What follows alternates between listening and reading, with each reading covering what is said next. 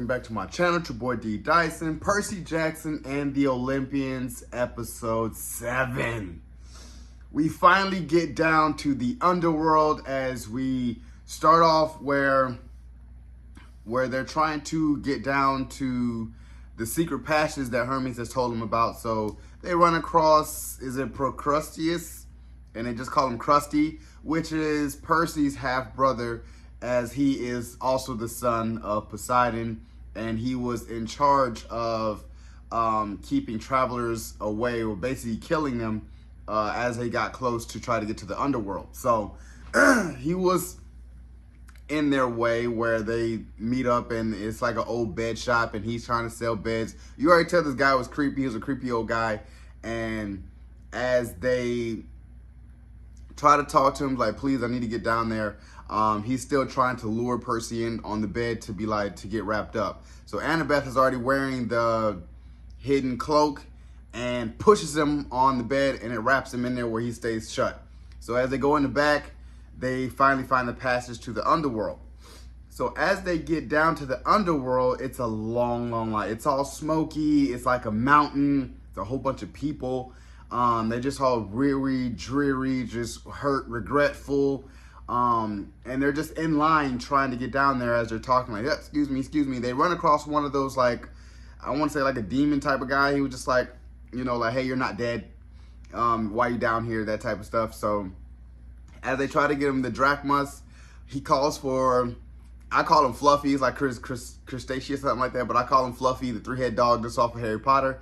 He calls that dog, and they have to eventually try to calm it down. So as Grover jumps into its mouth, Annabeth gets on the side of it and kind of pats him down to be like, okay, calm down, and then Grover gets out. So in the meantime, Grover uses the shoes with the wings to kind of lift them up to get past that, so they can continue on their quest. And as they do so, they're running into like a forest, and they run across these beings that's there, and Annabeth was like, I read a story about them, I know about these. They're like roots. They're people. It's just like their soul is full of regret.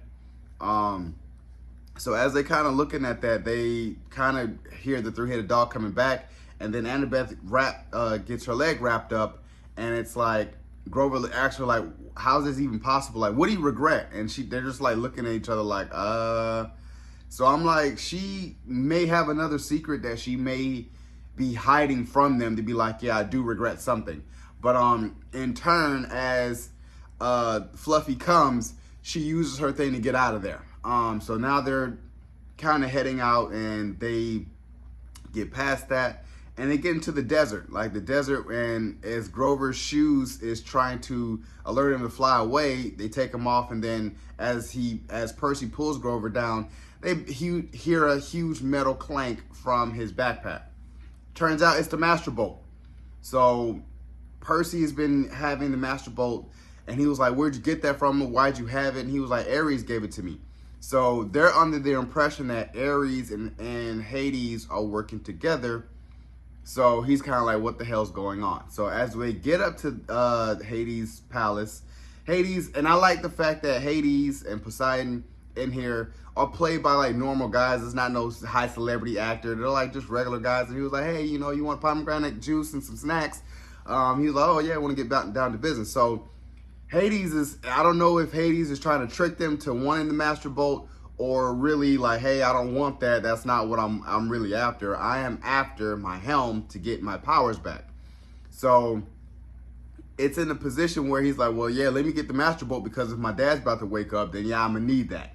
So Percy is like, you know what? Instead of me trying to bargain for the Master Bolt, because this is not what you want, I'm gonna go to Olympus to go get your helm, bring it back so I can get and return it to you, so I can get my mom in exchange, and we're done. So he's kind of like, oh, wait up, like, wait. And they were like, yeah, too late. And then they just kind of drop the ball and they get up out of there. So I'm still under the impression of what Percy, you know, what Hades really wants, but Percy is just following his instincts to be like, yeah, this is what we get. And throughout this episode, we get like flashbacks of Percy when he was young, going to different schools, because he is hallucinating, seeing a horse with wings, and then he's on the top of the gymnasium roof, and they're kind of like, man, yeah, you gotta get up out of here. We don't offer the psychological help that he needs. So his mom knew what he was all along, and all the nice things used to follow him. And as she was telling Poseidon at the end, it was like, yeah, all this stuff from your world is following him, but what about the bad things from your world that's going to follow him later on? So she was trying her best to protect him at all costs. And she was like, he is going to go to that camp. He has to go because that's the only place for him that's going to be safe. So I like this episode. We finally got to the underworld. We finally got to see what it looks like. It's Hades' palace upside down, and it's a whole bunch of just deserty. It's just murky. It's gray woods. It's everything that it's purgatory. It's something that you just don't want to be in.